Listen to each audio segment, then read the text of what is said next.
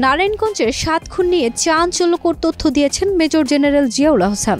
তিনি বলেছেন, নারায়ণগঞ্জের ৭ খুনের সব দোষ আওয়ামী লীগের প্রেসিডিয়াম সদস্য মোফাজ্জল হোসেন চৌধুরীর মায়ার জামাই তারেক সাঈদের। ওই সময় র্যাব ১১-এর কমান্ডিং অফিসার ছিলেন তারেক। মন্ত্রীর জামাই হওয়ার কারণে তার উপর কেউ কথা বলতো না।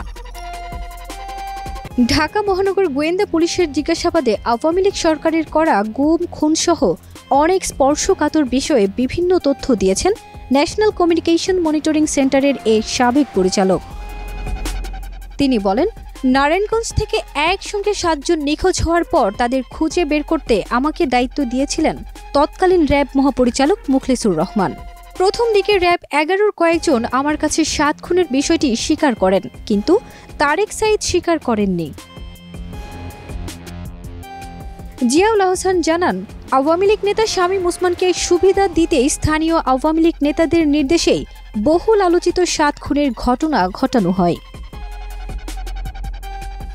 তিনি আরও বলেন, আমি নিজ উদ্যোগে কিছুই করিনি। আমাকে যেভাবে নির্দেশনা দেওয়া হয়েছে আমি সেভাবেই কাজ করেছি। আমার কাছে নির্দেশনা আসতো একেবারে শীর্ষ পর্যায় থেকে। কিছু কিছু বিষয়ে সাবেক স্বরাষ্ট্রমন্ত্রী আসাদুজ্জামান খান কামাল নির্দেশনা দিতেন।